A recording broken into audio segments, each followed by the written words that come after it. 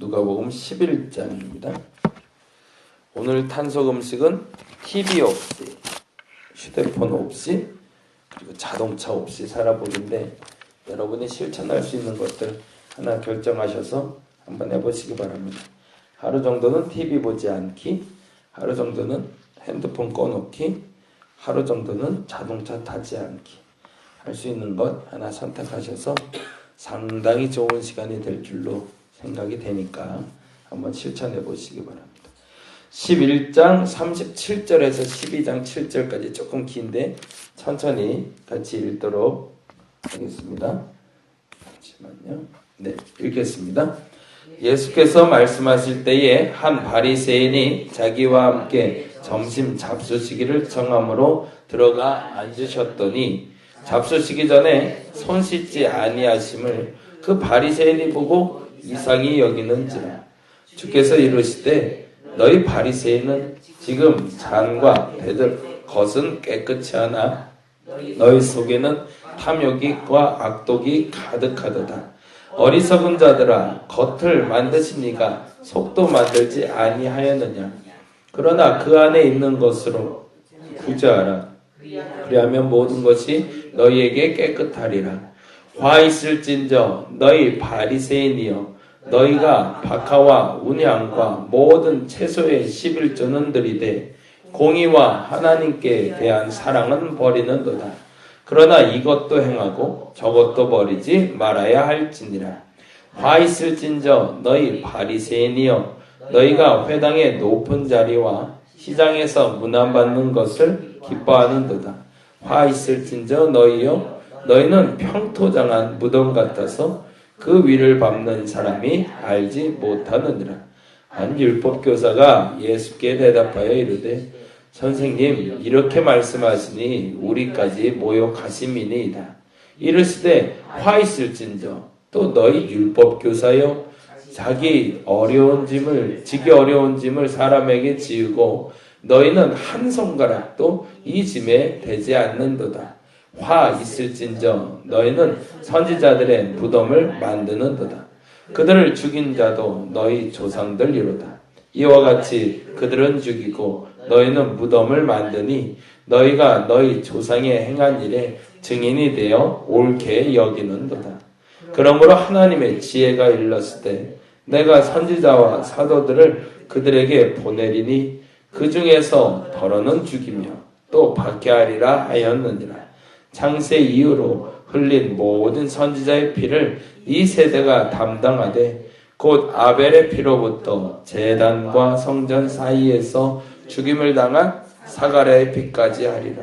내가 너희에게 이르노니 과연 이 세대가 담당하리라. 화 있을진저 너희 율법교사여, 너희가 지식의 열쇠를 가져가서 너희도 들어가지 않고 또 들어가고자 하는 자도 막았느니라 하시니라. 거기서 나오실 때에 서기관과 바리새인들이 거세게 달려들어 여러 가지 일을 따져 묻고 그 입에서 나오는 말을 책잡고자 하여 노리고 있더라. 그동안에 무리 수만 명이 모여 서로 밟힐 만큼 되었더니 예수께서 먼저 제자들에게 말씀하여 이르시되 바리새인들의 누룩 곧 외식을 주의하라. 감춘 것이 드러나지 않을 것이 없고 숨긴 것이 알려지지 않을 것이 없나니 그러므로 너희가 어두운 데서 말한 모든 것이 광명한 데서 들리고 너희가 골방에서 귀에 대고 말한 것이 지붕 위에서 전파되리라. 내가 내 친구 너희에게 말하노니 몸을 죽이고 그 후에는 능히 더 못하는 자들을 두려워하지 말라. 마땅히 두려워할 자를 내가 너희에게 보이리니 곧 죽인 후에 또한 지옥에 던져 넣는 권세 있는 그를 두려워하라.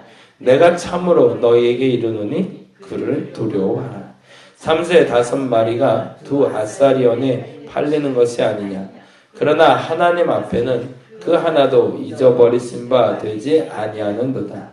너희에게는 심지어 머리털까지도 다 세신 바 되었나니 두려워하지 말라. 너희는 많은 참새보다 더 귀하니라. 아멘, 아멘.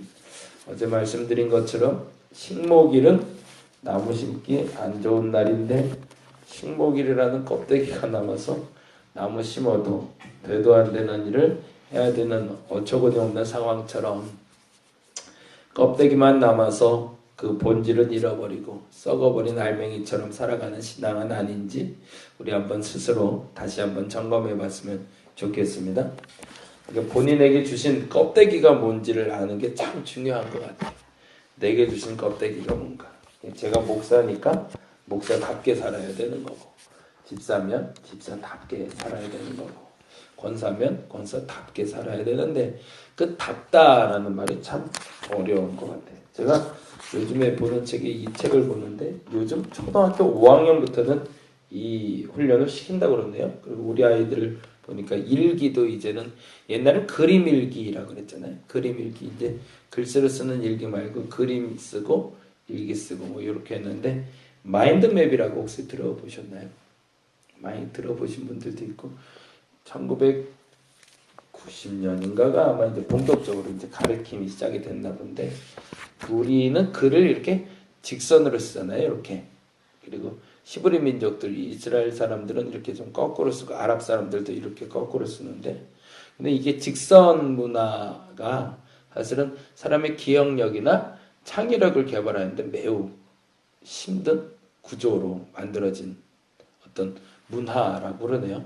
그래서 그 문화에 대해서 조금 다른 문화를 제시해 주는 게 바로 이 마인드맵인데요. 이게 이렇게 적혀 있는 글이 있어서 잠깐 설명을 드릴게요. 사실은 이거를 보는 이유가 이제 앞으로 교회에서 오후 예배가 될지 어떤 예배가 될지 모르지만 이제 남녀노소가 같이 나눌 수 있는 성경 공부 모임을 좀 한번 해보고 싶은 마음이 생기는데 어떻게 하면 모든 사람이 같이 나눌 수 있는 성경 공부가 될까 고민을 하다가 어느 한 목사님 교회에서 이 마인드맵으로 성경 공부를 하시더라고요. 그래서 그 한번 좀 해보고 싶어서 먼저 공부하고 있습니다. 한번 들어보세요. 제가 이 서문 토니 부잔이라는 분이 만든 건데 읽어드릴게요. 대학교 2학년 때 나는 의도적으로 도서관에 가서 두뇌와 그 사용법에 대해서 책이 어디 있냐고 물었다. 그러자 사서는 도서관의 의학 코너를 안내해 주었다. 나는 사서에게 말했다. 나는 뇌 수술을 하려는 것이 아니라 뇌를 사용하고 싶은 거라고. 주변의 다른 학생들처럼 그 당시 나도 전형적인 순례 과정을 걷고 있었다. 달리 말하자면 학업량이 늘어나서 도저히 내 두뇌로는 사고력, 창의력, 기억력, 문제 해결, 분석, 작문 등의 부담과 피로로 숨이 막혀가고 있던 때였다. 어떤 상황이든 내 머릿속에 논리적으로 전개하려고 애쓰면 애쓸수록 더 복잡해지기 시작했다. 그렇다고 중단할 수 없는 것이 공부이기에 어떻게 해야 될지에 대한 나의 고민이 시작이 되었다. 그리고 나는 다음과 같은 기본적인 질문과 관련하여 모든 지식 분야를 연구하기 시작했다. 질문이 이렇게 돼요. 첫째, 학습 방법을 어떻게 배우면 좋을까? 어떻게 하면 공부를 좀 잘 배울 수 있을까? 두 번째, 나의 사고의 본질은 뭘까? 이건 내가 도대체 질문하고 있는 질문은 뭘까? 성경을 읽을 때도 마찬가지. 내가 지금 질문하고 있는 게 뭔지를 사실은 모를 때가 많더라고요. 기억하기 가장 좋은 방법은 뭘까? 창의적인 사고를 하는데 가장 좋은 방법은 뭘까? 효과적으로 빠르게 독서를 해갈 수 있는 방법은 뭘까? 일반적인 사고를 하는데 가장 좋은 방법은 뭘까? 새로운 사고를 개발하거나 그 기법을 완성시킬 수 있는 가능성은 얼마나 되는 걸까? 그게 굉장히 많은 질문이죠. 근데 본질적인 공부에 대한 질문을 던지게 된 겁니다. 이 질문에 대한 결론에 다다르기 위해 나는 심리학, 두뇌, 신경생리학, 의미론, 신경언어학, 정보이론, 기억력, 기억술, 지각, 창의적 사고, 일반 과학 등을 연구하기 시작했다.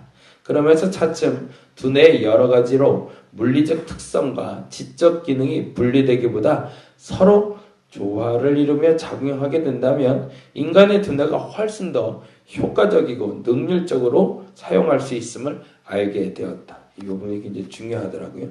모든 것이 분리되기보다 서로 조화를 이루면 능률을 발휘하게 된다. 우리 머릿속에 생각하는 모든 것들이 분리되지 않고 조화를 이루게 되면 능률을 가져오게 됩니다. 저는 이 부분에서 이게 신앙생활에 접목을 시키고 싶었는데 신앙과 생활이 우리가 분리가 돼 있잖아요. 이게 조화를 이루어야 되는데 신앙 따로 생활 따로 이렇게 되지 않고 새벽의 시작이 이 새벽 예배가 하루의 시작이 돼야 정상인데 이 새벽 예배와 하루가 분리되더라고요. 오늘 들은 말씀이 저는 그게 분명하다고 보는데 새벽에 주시는 만나가 분명 오늘의 활력소가 되고 오늘의 본질이 되는 겁니다. 오늘 주시는 말씀이 내 삶의 근원이 된다. 그것이 저와 여러분의 믿음의 고백이 되시기를 간절히 바랍니다. 예배가 중심입니다. 기도가 중심이고 하나님이 중심입니다. 그 말의 뜻은 내가 하는 일의 모든 일의 시작점은 하나님이시고 내 오늘 하루의 모든 연관성도 그 하나님의 말씀에 있다는 것이 여러분의 믿음의 고백이 되시길 바랍니다.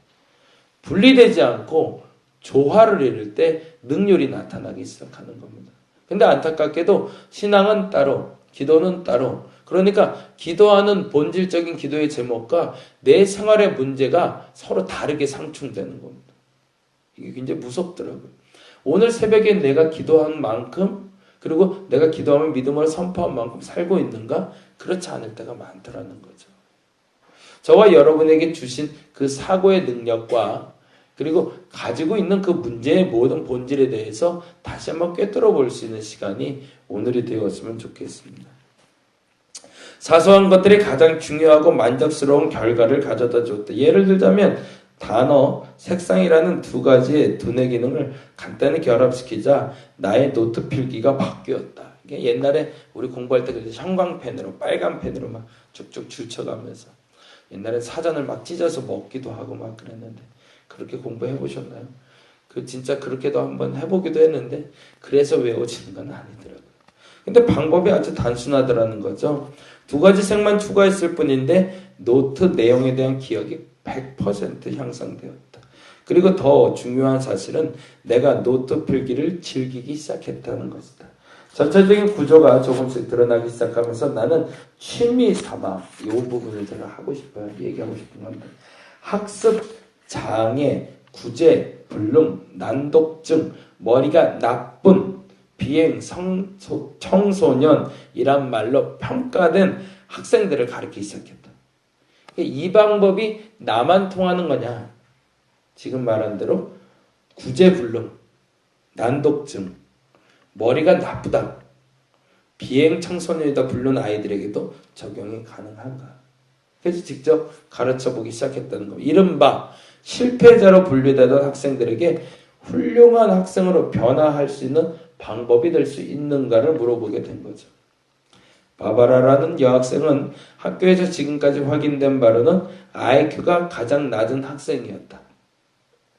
바바라는 나에게 학습법을 배운 지 한 달 만에 IQ 측정을 한 결과 160까지 끌어올리게 되었고 마침내 대학에서는 수석으로 졸업을 했다.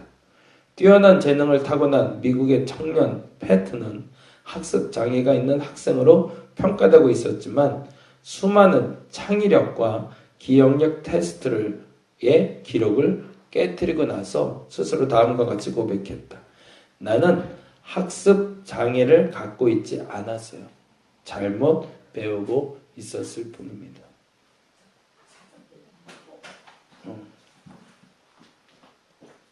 우리가 어찌 보면 지금 잘못 배우고 있는 게 아닌가.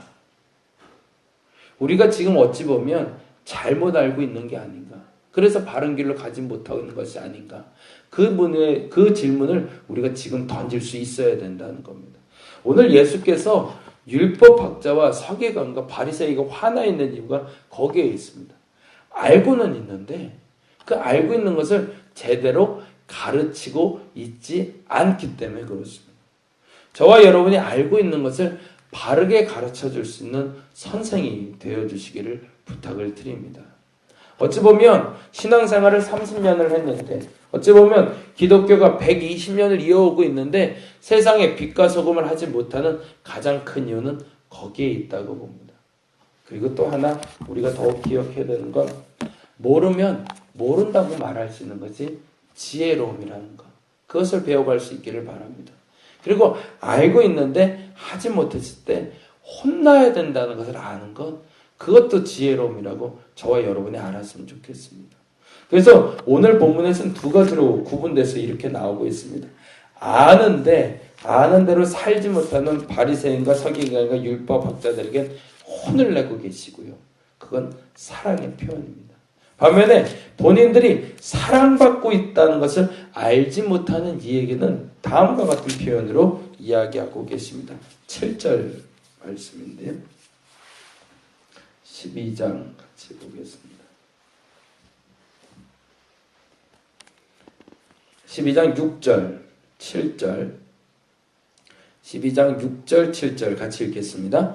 참새 5마리가 2 아사리온에 팔리는 것이 아니냐. 그러나 하나님 앞에는 그 하나도 잊어버리신 바 되지 아니하는도다. 아멘. 너희에게는 심지어 머리털까지도 다 세신 바 되었나니 두려워하지 말라. 너희는 많은 참새보다 더 귀하니라. 이 말은 누구에게 한 걸까요? 율법학자, 서기관들이 아니라 모르는 사람들. 아는 사람들은 아는 만큼 살지 못하면 혼나야 되는 게 맞습니다. 그러나 모르는 사람들은 본인이 얼마나 귀한 존재인지를 아는 것이 맞습니다. 저와 여러분이 그렇게 솔직하게 기도할 수 있기를 바랍니다. 모르겠으면 모른다고 말하는 사람을 하나님 귀히 여겨주십니다. 근데 아는 대로 살지 못하는 건 혼나야 마땅한 겁니다. 저와 여러분이 혼나야 될 사람인지, 몰랐기 때문에 하나님께 안다고 알고 싶다고 말해서 귀하다라고 인정받을 수 있는 사람인지, 오늘 이 시간 하나님께 물어보시고, 모르는 것은 알아가고 아는 것을 하지 못했을 때 혼남으로 말미암아 오늘 율법학자의 고백처럼 이건 나를 모욕합니다 라고 말하는 것이 아니라, 하나님 맞습니다, 내가 알면서도 행하지 못했으니 나를 용서해 달라고 말할 수 있는 저와 여러분이 되기를 간절히 바랍니다. 기도하겠습니다. 하나님, 모르면 하나님께 모른다고 말하는 게 정답입니다. 알면 아는 대로 살지 못했을 때 혼나는 게 정답입니다. 근데 아는데도 혼나면서 짜증내고, 모르는데 아는 척해서 하나님께 혼나는 어리석음이 없게 하여 주시옵소서. 오늘 시간 하나님께 간구하기를 원합니다. 스승을 잘못 만나 학습 장애를 만난 아이들처럼 마치 우리는 잘못 배워 제대로 살지 못하고 있는 건 아닌가 다시 한번 되짚어 봅니다. 내게 참된 스승 허락하여 주옵시고 내가 참된 스승이 되게 하여 주시옵소서. 다시 한번 요청합니다. 하나님, 모르면 모른다고 말하게 하소서. 그리고 그 방법을 알려달라고 하나님께 구하는 자가 되게 하여 주옵소서. 알고 있는데 행하지 못하고 있다면 혼내주시옵소서. 그래야 바른 길로 나갈 수 있으니, 그래서 하나님께 칭찬받는 하나님의 사람으로 살아가는 우리가 되게 하여 주시옵소서. 감사합니다. 고마우신 예수 그리스도의 이름으로 기도드렸습니다. 다 같이 기도하고 돌아가도록 하겠습니다.